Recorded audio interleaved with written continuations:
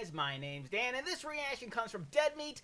This is Thanksgiving 2023 kill count. Now, I know I am a bit behind with this one, considering we are now officially in the month of December, but I did check this movie out. I do have a whole bunch of notes, and hopefully I can get through with everything, and anything that James doesn't cover throughout his video, I will talk about at the very end. And then, as always, we'll give my overall thoughts on the movie. I don't want to give anything away yet, but as I said, I do have a lot of notes here, a lot of things going on, and I cannot wait to talk about it. But before I do, though, please check all those links I have for you down in the description below. More specifically, the Dead Meat one, if you haven't already. It's a great way to support the entire Dead Meat team, and a great and easy way to support me is to go right below this video, click all those buttons down there, because I'm also let you see future reactions that I do, but also helps my channel to grow. And without any further ado, let's go. Welcome to the Kill Count, where we tally up the victims in all our favorite horror movies and show you how they were made. I'm James A. Janice, and for today's bonus holiday episode, we're looking at Thanksgiving, released in 2023. Thanksgiving is a slasher in the style of Scream and its imitators, which is great. So many horror movies are 80s throwbacks, while this one is firmly 90s pastiche. Hell yeah. Heavy parts Scream and I Know What You Did Last Summer, the old scary movie formula. It was made by Eli Roth, whose work like Cabin Fever and Hostel are graphic and sometimes considered torture porn. Thanksgiving still has plenty of gore, but not the same nasty tone. It's way more accessible, which may have come naturally after Roth's House with a Clock in Its Walls, a PG-rated fantasy comedy. Thanksgiving began life in 2007 as part of Grindhouse, a throwback double feature with Planet Terror by Robert Rodriguez and Death Proof by Quentin Tarantino. Between the two films, several fake trailers played, made by their filmmaker friends, including Rob Zombie and Edgar Wright. One of the most notable was Thanksgiving, a holiday-themed slasher by Eli Roth. As a Massachusetts native, Roth had always wanted to see a slasher themed around the historical holiday. What, dude? You don't count Blood Rage? Not very Todd of you. Oh, damn. With the Grindhouse trailer, he was able to make his own, which was rude and X-rated, featuring a killer pilgrim and a whole lot of TNA. Plans for a feature-length adaptation started way back in 2010, and 13 years later, it finally happened. The screenplay was co-written by Jeff Rendell, who also wrote and played the Killer Pilgrim in the original trailer. Roth and Rendell go all the way back to kindergarten, and even made short films together as kids. Thanksgiving is the third Grindhouse trailer to become a feature, after Rodriguez's Machete series and Jason Eisner's Hobo with a Shotgun. Those movies are pure Grindhouse, though, full of film grain and sleaze. Thanksgiving is way more polished, and even feels YA sometimes, just with a lot of gore. It's Riverdale with decapitations, and that's not meant to be disparaging. It works. Not at all. It follows a group of teens targeted by a festive murderer 1 year after a tragedy in their town of Plymouth. Massachusetts, not Michigan. Sorry, Wildcats. It's well-paced and wonderfully Thanksgiving-themed, even if it never really feels autumnal. The whodunit mystery is played well, with lots of scenes that cast aspersions on the myriad characters. Sure does. Boy, are there a ton of characters. Too many characters, maybe. I lose track of some of the ones on the edges. Looking at you, Addison Rae's character, who doesn't do anything. Slasher fans couldn't ask for a better tribute to the subgenre. And even if the Grindhouse parts have been ground down, I promise these kills will still make you sick. Absolutely. Sick kills. So let's get to them. Hey, James, sorry to interrupt you. I know you're still filming and all, and you're not able to partake in this amazing company Thanksgiving food. Yummy. Here to bring you some on set. Oh, thanks, Soren. That's very nice. It's taking a little while, but I appreciate it, man. First, you gotta tell me what you're thankful for. You're already a great dad, dude.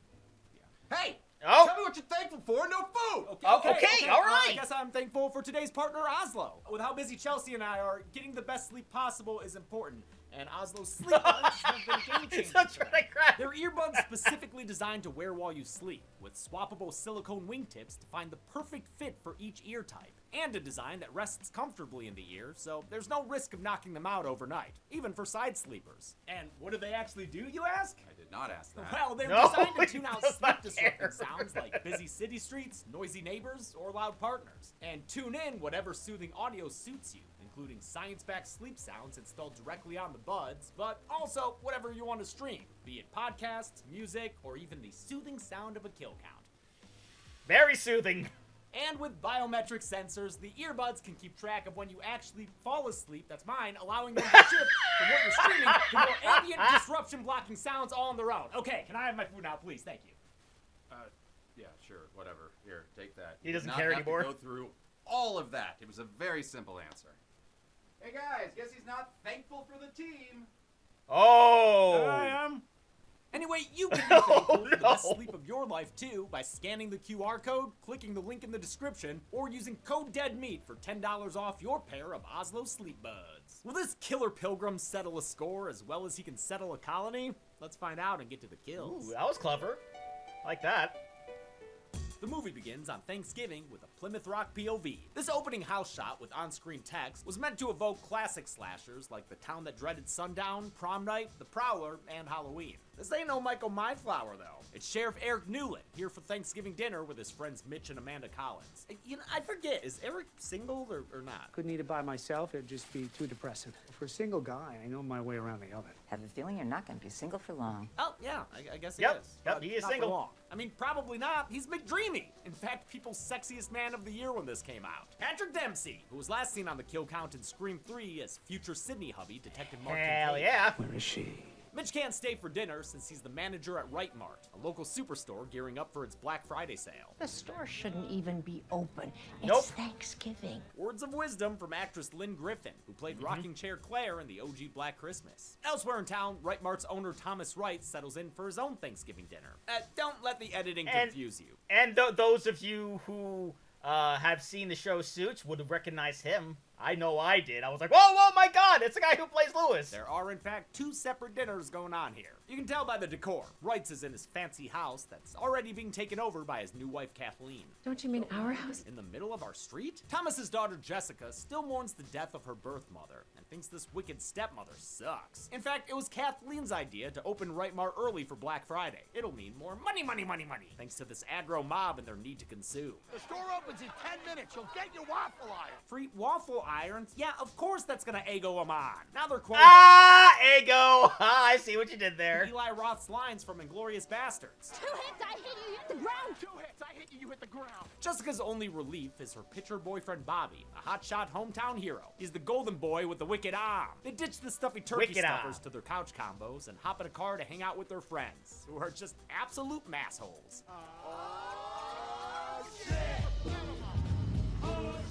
The main group's friendship is important for the film to work. Roth Sure. had them all hang out a bunch prior to filming so it'd feel real. As for their dialogue, Roth ran his script by actual teenagers and had them help him make it realistic. The kids pull into Right Mart since hothead Evan lost his phone brawling jocks from their rival town Hanover. Jessica's dad owns the place, and her douchey friends act like it. Jess doesn't like doing Yeah, and it's funny, too, because there was a line. So it's like, oh, it's Black Friday. We'll be in and out 5 minutes tops. Yeah. That's because that's totally been said about Black Friday before. this, but she lets her friends in through an employee entrance. It pisses off the cranky customers in line, including Lonnie, one of the Hanover kids who fought with Evan. Fuck you. Suck my cock. Wait, is his number seriously 69? Eric and Amanda show up Apparently to bring Mitch so. some Turkey Day leftovers. Amanda's played by Gina Gershon, who recently appeared in Roth's Borderlands movie, while Mitch's actor Ty Olson was previously seen in AVP Requiem. Well, scene might be too strong a word there. The two men Oh, go boy. outside to try and get things under control, since this place is way understaffed for a crowd this size. Doesn't help that Jessica's friends are showing off from the inside. Yeah, that Come on, didn't- that's no. poor sportsmanship. This opening introduces too many people too fast for me. I have a hard time knowing who everyone is right away. But it does do a great job shifting the tone from laid back and fun to scary and serious as the threat of a Yep, riot just like becomes that. real. With a stolen megaphone, Lonnie says the store is open for business, causing the crowd to reach its boiling point and surge forward. Security guard Manny abandons his post as the crowd gobbles itself against the glass. Remaining guard Doug has the keys, and everyone inside tells him to reverse Hodor. Open the door! He's unable to before the glass breaks. The angry Yep. mob tramples him underfoot as pure Yikes. chaos breaks out. One customer cuts his neck on the broken glass, but still makes his way Yes, to a weapon. I love how he's still just trying to grab it, even though he's clearly dying. Nice perseverance, dude. But he collapses dead right after. Yeah. And his buttermilk fingers loses the prize to another unscrupulous shopper. Bobby You know, it's kind of crazy, too, to think that these riots are actually... They could actually happen and have actually happened in the past. Like, I feel like there's been many times where that's been a thing, and hopefully not so much anymore, even though I do believe they still have lines for Black Friday sales. He tries to help security guard Doug from getting killed, only to get his golden arm stepped on and broken by the crowd. Evan puts his new phone to use, filming the whole thing, especially his boy Scuba knocking shoppers away and protecting his Russian girlfriend Yulia. Amanda is knocked to the floor, and as she tries to crawl away, she's caught in the crossfire of the shopping cart kerfuffle. Damn! Dueling shoppers don't even notice as her hair is bound by the wheels and she's eventually scalped. Oh my god, that was Good disgusting. Lord. And horrific. Especially By for God her husband, almighty. Mitch, who finds her body. Sheriff Newland finally gets through and surveys the scene, revealing security guard Doug has died from his injuries. The sheriff attempts to gain control by firing his gun at a title card. Yup. Oh, I think he hit it. Look at all that blood. When it came time to figuring out a plot for his Thanksgiving slasher, Roth was inspired by videos of shoppers on Black Friday. See? Everyone says they're so thankful, and I just need my family, my friends, my health, and then they go and try and kill each other. Yeah, for pretty flat much. screen TV. This memorable riot sequence was shot across 4 days, including 2 nights outside during what Roth said was the coldest shoot he's ever done. 600 extras crowded the outside scenes, while Oh, wow. 200 were used inside the store. There's no CG either. Everything was done practically, with the extras all choreographed to fight and smash things. Oh, that's 1 year awesome. later, Plymouth is still reeling from the Right Mart disaster. It's been kept alive partly thanks to Evan's viral video, which is hilariously douchey. Very douchey. And then... The Wright family escaped scot-free, with Thomas rehabbing his rep by cutting ribbons and big checks. You know people love a big check. In fact, Wright Mart's They do. having another Black Friday sale on Thanksgiving. They're like that Goofy meme. They'll fucking do it again. Mitch ain't pleased about that. Tom's Nope. right. You and your entire family have blood on your hands.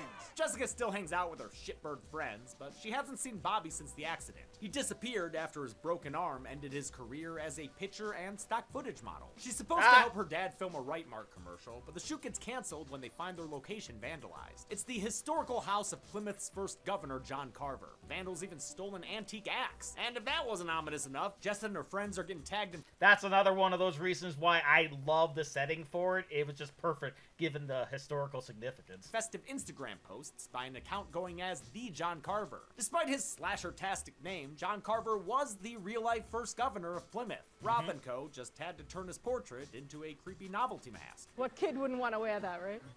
The one who doesn't want to look like Jesus with the devil's facial hair? One of those masks Sure, is left yeah, on the diner that's a for good point. waitress Lizzie to find. She was at the Right Mart riot. There's no denying it. They got her. They got her on camera. She on candid camera now. She was also one of the shopping cart clashers, tearing out a clump of Amanda's scalp. That showgirl scalping river dams her to a visit from an unpleasant pilgrim.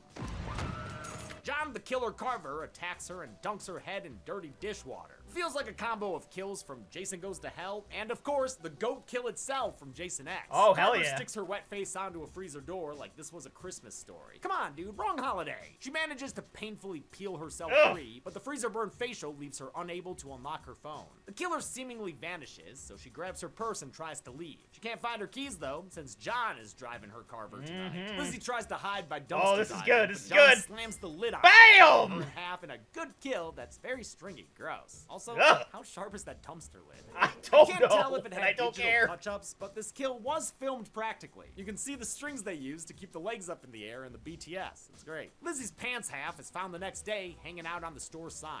She's a star. She's on a star. Jess and her friends are tagged in a photo of the crime scene, making her realize the whole account is one big Thanksgiving threat. I love how they use social media in this. It's just perfectly done. These seats are for us. Our names are at the table. The kids are called to the police station by Sheriff Newland, who thinks Lizzie was targeted for her participation in the Right Mart riot. He recruits Jess to help him identify more potential victims, since security footage from that night has mysteriously disappeared. Jess leaves and runs into Bobby, who's back in town to work for his uncle and maybe kill people. Who knows? He apologizes for vanishing after the accident, but their rekindling gets interrupted by Jess's new boyfriend, Ryan. In contrast to working-class Bobby, Ryan is a clean-cut rich kid, rich enough to buy his way into her friend group with 50-yard line seats at a Pats game. Damn. He was seen in the opening as a kind of pushy guy nursing a crush on Jess. Looks like he won her over in Bobby's absence. Sucks for you, dude. Meanwhile, Yup. John Carver is targeting his next victim, scaredy cat security guard Manny. True to his nature, he's planning on skipping town, but his escape plan is hampered when his passport goes missing. Here, have a mask instead. Manny somehow takes an electric Carver to the gut. Not sure where that came from. Under the table, maybe? Then he's strangled with a wire by the Carvemeister. And cuts through skin and bone, and he's bam! decapitated. The killer earns some brownie points experience with Yes. a lot of the audience by feeding Manny's good Yeah. food before they leave.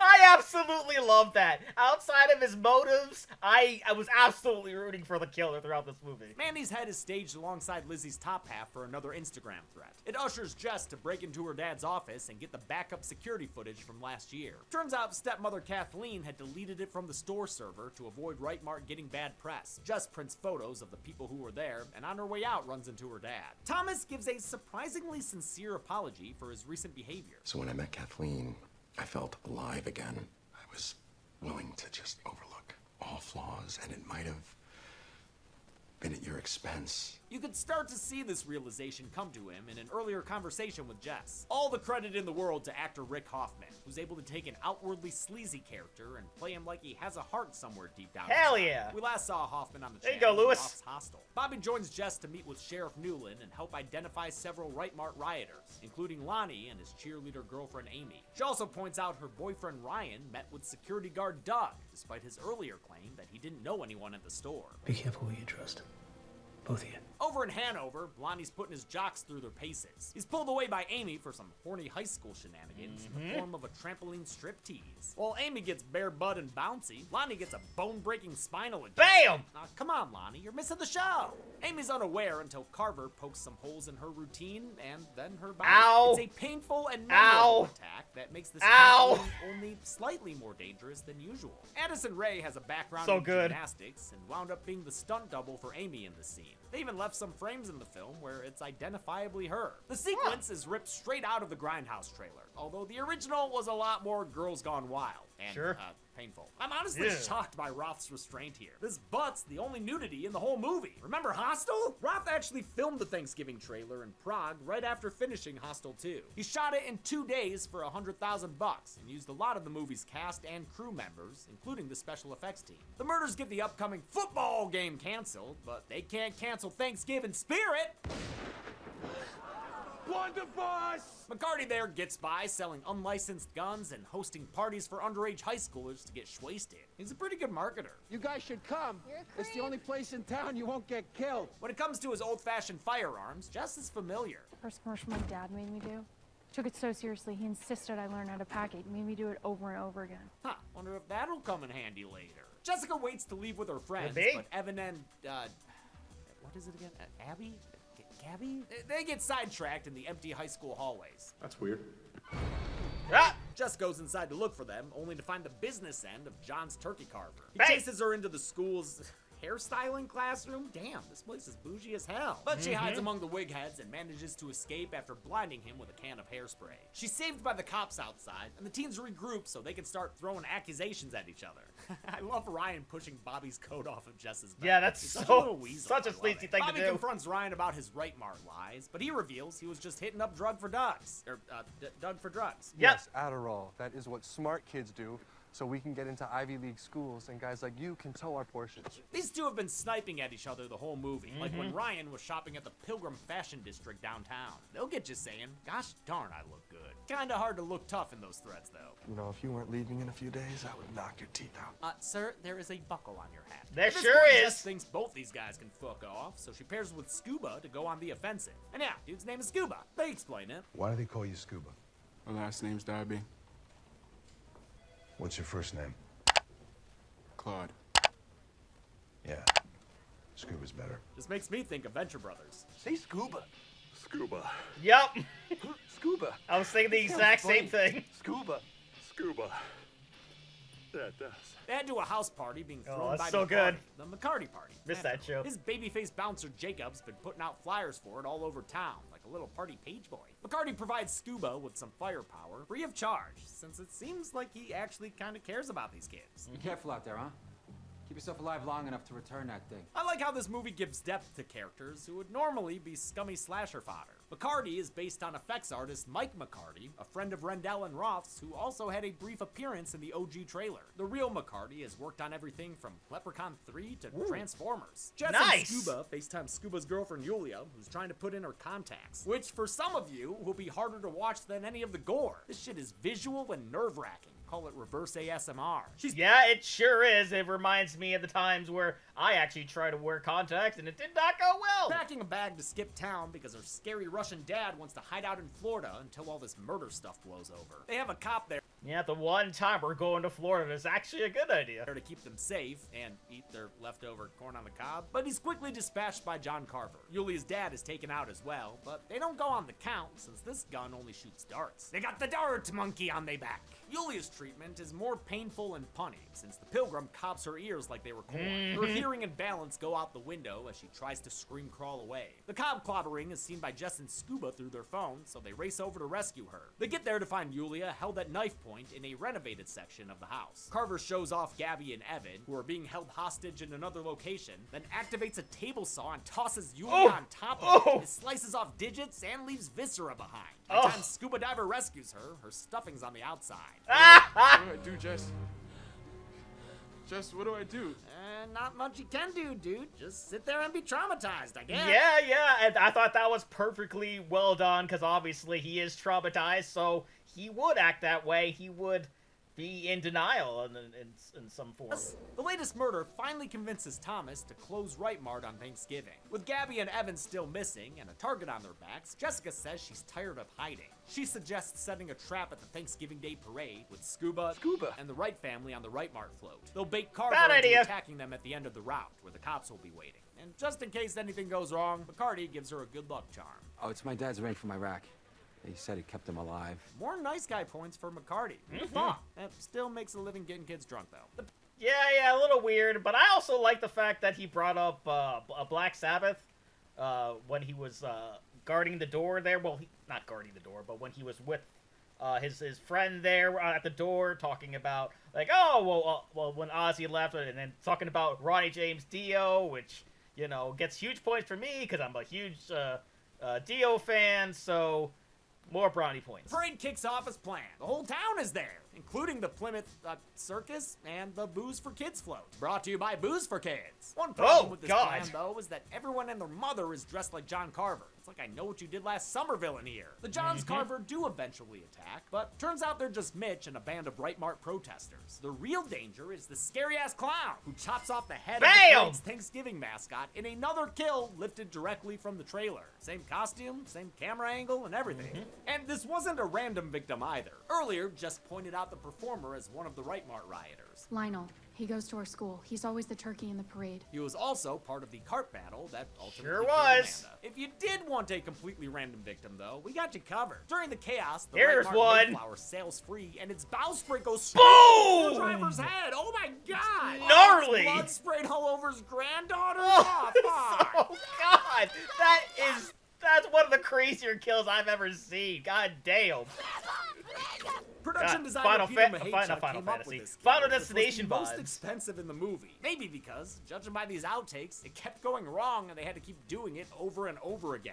Wow, that's a lot of messed up faces. Wright family and friends are evacuated, but the killer sedates their police escort and puts them all to sleep with a healthy dose of tryptophan. It'll get ya. Sometime later, Kathleen wakes up in a basement to the sound of food prep. Looks like MILFs on the menu. She's gonna be plays basted possum while Carver in the butters basement. and bastes her, getting her golden for that Tarantino shot. Even seasons her. Damn, with a sea salt grinder? I'm telling you, man, bougie as hell. John Carver leaves to preheat the oven, getting his mask extra toasty like the best kind of Cheez-It. It gives Kathleen a chance to get away and hide. Alani jump scared and nearly gives her away, but she successfully manages to escape upstairs. While looking for a way out, she inadvertently discovers Amy in the fridge.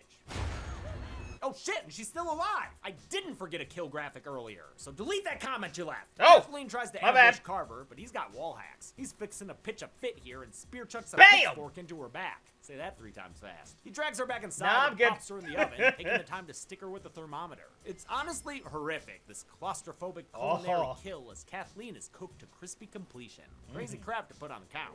Kathleen is played by Karen Cleach, last seen on the kill count spinning around the shotgun carousel in Saw 6. This extended chase scene is my favorite in the movie, largely because of her acting and action. After that whole public parade attack thing, the cops catch a break when John Carver goes live on IG with the Thanksgiving mukbang stream. Sheriff Newland takes the team to the live stream's coordinates, which leads them into the saw tunnels. Seriously, they're about to pass Danny Glover and wind up in the shit room. And you You never want to wind up in the shit room. And Nope, this shit is definitely solved not. more than one way, since the SWAT team finds a twist in the form of a remote live stream of a phone pointing at another monitor. It sees our protagonists at the mercy of John Carver as he walks in looking like an MC at a bar mitzvah.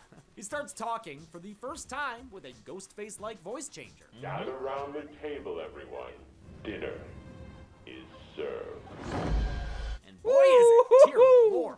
Remember in the intro when I said this movie felt like Roth being more mainstream? Nope, not there. This body and head reveal is based on the original trailer's infamous roasted grandma. It's a kill that previously made its way to Halloween Horror Nights. The fate was foreshadowed earlier for Kathleen. I only hope I can make it half as good as hers, though. Oh, I'm sure you'll make an excellent dinner, Kathleen. Carver pairs his meal with a fresh glass of cheerleader, which I think finally puts Amy on the count.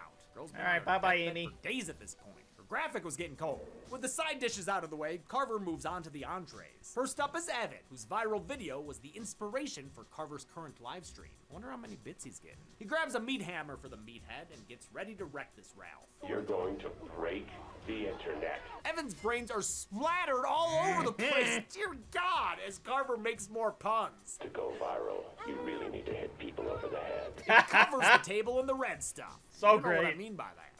It's not cranberry sauce. Gotta love a good dummy head drumming.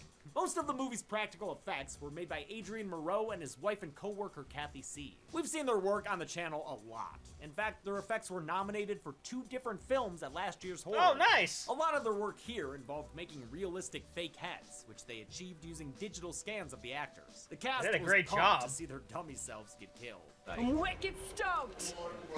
This is all my dreams come true. While Carver monologues, Jess discovers... I mean, to be fair, I would love to be in a horror movie and to also be killed in a horror movie. That would be amazing. McCarty's ring is a pretty sharp accessory. She cuts herself free and gives it to Scuba. Scuba. While Carver Scuba. lives up to his name. He prepares to force feed a leg of Kathleen to Thomas, but Scuba intervenes, thank fucking Christ. The two run to get help and discover they've been inside ye olde Carver house this whole time. Scuba squares up to give Jess a chance to escape, but is quickly taken down by an axe swipe. Carver chases Jessica through the forest, where she rolls her ankle, leaving her running around looking like Ellie Sattler. She manages to hop the fence in time to get away, and then, I don't know.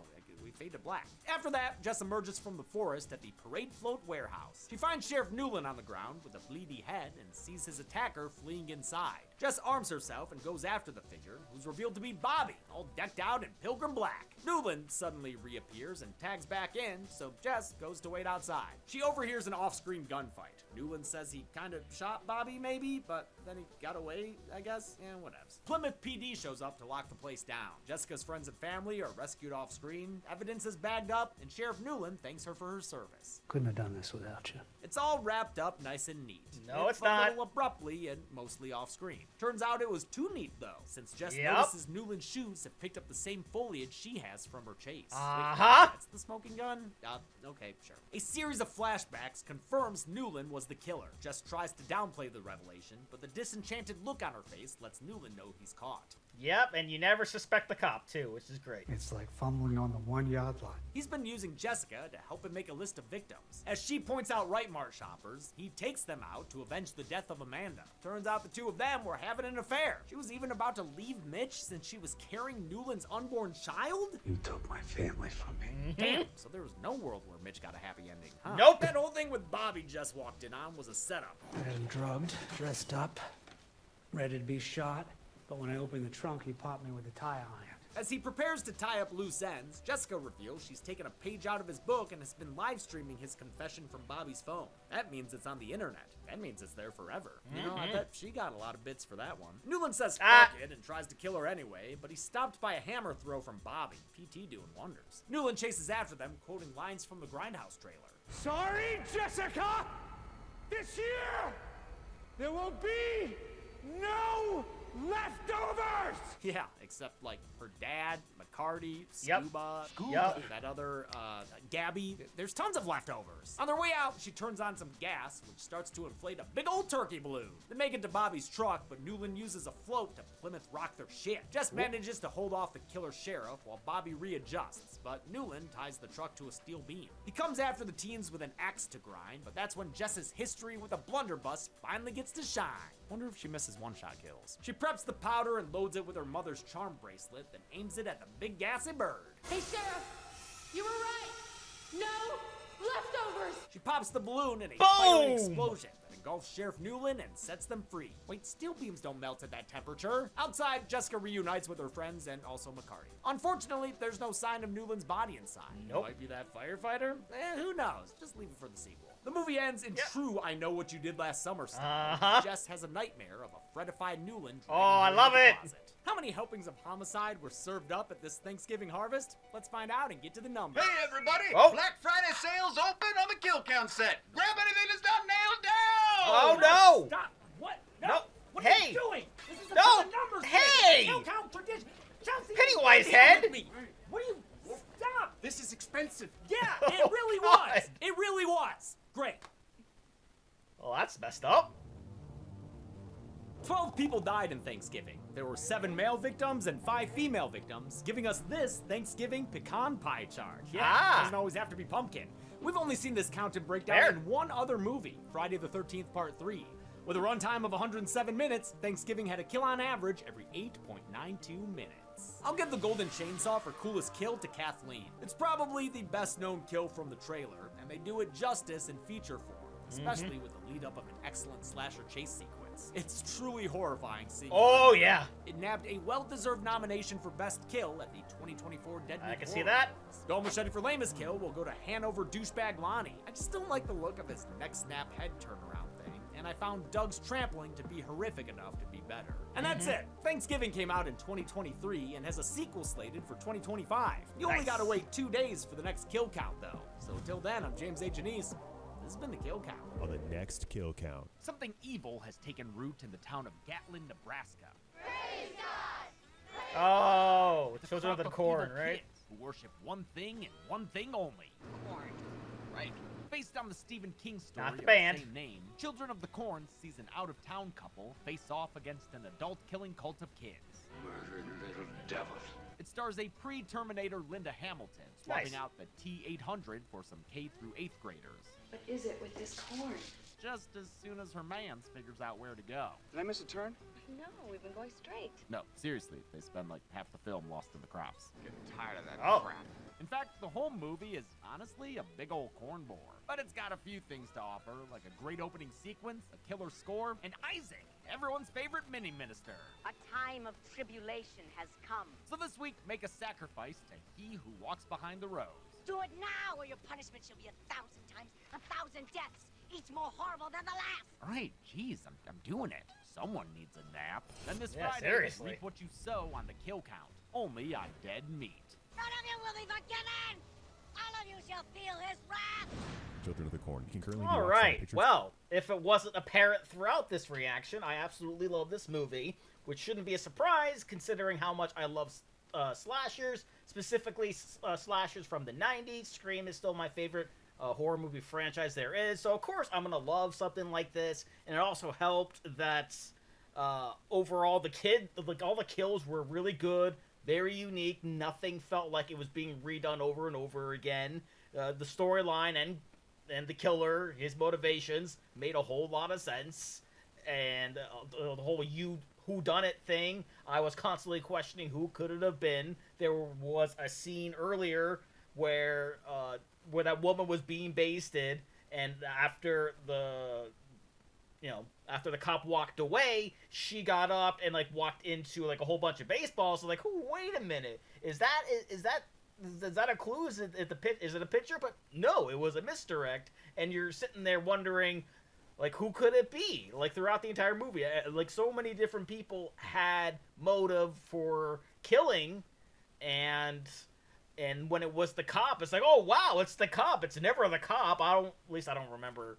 I'm sure there's a horror movie out there where it has the cop being the killer, but not to my knowledge, and then that's why that really stood out to me. The one thing that was really odd, though, was the boyfriend being really absent throughout the final act of the movie. I was kind of wondering why that was a thing. Normally, he gets involved and, he'll help or he'll get killed or whatever, but he wasn't there, and fortunately, it didn't take away from my enjoyment of the film because I was on the edge of my seat. And when it comes to movies to where I take a lot of notes, as you can see, I got a whole lot going on here, and that usually means either I really liked it or I really hated it.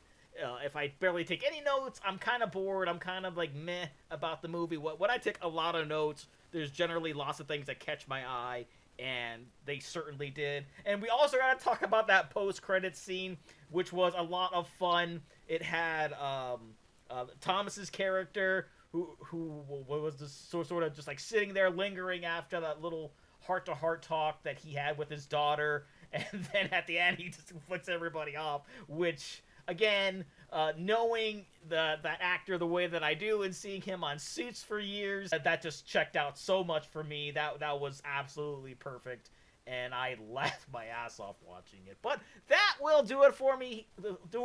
Here, excuse me. Comment down below. Let me know, what did you think about the movie Thanksgiving? And I'm so sorry I'm just so excited talking about this movie. Please leave a like if you enjoyed it. Check all of those links I have for you down in the description below. Then lastly, and most importantly, I want to give a huge shout out to my $5 and up supporters on Patreon: Luchador, Cruising, Wolverine 310, Kester Cronus, Joseph McSweeney, Raymond Bright, Joshy, Chris Curtis, Ann Perry, Fox Coffany, Misa, Misa2, Lily the Snoopy Fan, Jenny the Swifty, Alison the Aesthetic Girl, Flea Street Vicom, Emily the Flower Lover, Sophie the Sunset Girl, Summer the Dog Lover, Misa3, Arrow Hamster, Inca Linquist, Aubrey the Charlie Brown Lover, Thomas Shawanowit, Carter Resnick, Kamu Bathia, MB Cardall, and Chris. And if you two like to have a shout out and then each and every one of my videos, please head over to patreon.com/DDreactor for more. And I'll see you guys next time.